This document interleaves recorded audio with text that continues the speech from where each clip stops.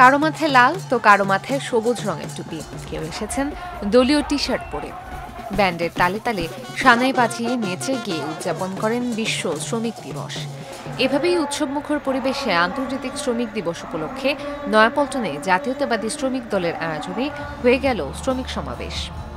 পয়লা মে বৃহস্পতিবার বেলা ২টার দিকে সমাবেশ শুরু হলেও তার আগে থেকে নয়াপল্টন এলাকার নেতাকর্মীদের মিলন মেলায় পরিণত হয়। সকাল থেকে ঢাকা সহ আশেপাশের জেলা থেকে খণ্ড খণ্ড মিছিল নিয়ে সমাবেশ স্থলে জড়ো হতে থাকেন বিএনপির নেতাকর্মীরা। শুরুতে সাংস্কৃতিক পরিবেশনা করে জাতীয়তাবাদী সামাজিক সাংস্কৃতিক সংস্থার শিল্পীরা। পরিবেশন করেন দেশাত্মবোধক গান ও গণসংগীত। পাশাপাশি শিল্পীরা শ্রমজীবী মানুষের অধিকার নিয়ে গান পরিবেশন করেন। সমাবেশে আগত জাতীয়তাবাদী শ্রমিক সংগঠনের কর্মীরা জানিয়েছেন শ্রমজীবী মানুষের অধিকার রক্ষার কথা।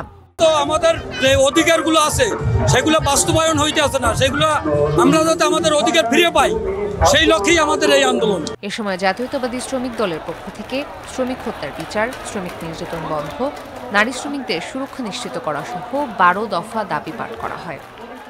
সকল শ্রমিককে শ্রম আইনে অন্তর্ভুক্ত করতে হবে, নারী শ্রমিকদের মাতৃকালীন সুরক্ষা নিশ্চিত করতে হবে, শ্রমিক হত্যার বিচার চাই, শ্রমিক নির্যাতন বন্ধ করতে হবে।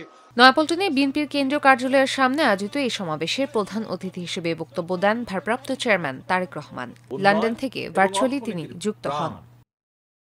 দেশের কোটি কোটি শ্রমজীবী কর্মজীবী মানুষ, প্রান্তিক জনগোষ্ঠী, কৃষক, শ্রমিক, দিনমজুর মেহনতি জনগণকে অবহেলা কিংবা অধিকার বঞ্চিত রেখে আমাদের মুক্তিযুদ্ধের কাঙ্ক্ষিত বাংলাদেশ প্রতিষ্ঠা করা সম্ভব নয়। সমাবেশে বিশেষ অতিথি হিসেবে বক্তব্য রাখেন বিএনপির মহাসচিব মির্জা ফখরুল ইসলাম আলমগীর। ফ্যাসিবাদ মুক্ত পরিবেশে আজকের এই শ্রমিকদের ঐতিহাসিক দিবস মে দিবস পালন করছি। বন্ধুগণ, আমি একই সঙ্গে শ্রদ্ধা জানাতে চাই আমাদের সেই সমস্ত শ্রমিক ভাইদেরকে যারা এই ২৪ সালের ছাত্র জনতার অভ্যুত্থানের মধ্যে ফ্যাসিস্ট হাসিনার বিরুদ্ধে সংগ্রাম করতে গিয়ে তাদের বুকের তাজা রক্ত রাজপথে ঢেলে দিয়েছেন। বন্ধুগণ, এছাড়া বক্তব্য রাখেন বিএনপির স্থায়ী কমিটির সদস্য নজরুল ইসলাম খান সহ কেন্দ্রীয় ও অঙ্গ সংগঠনের নেতারা।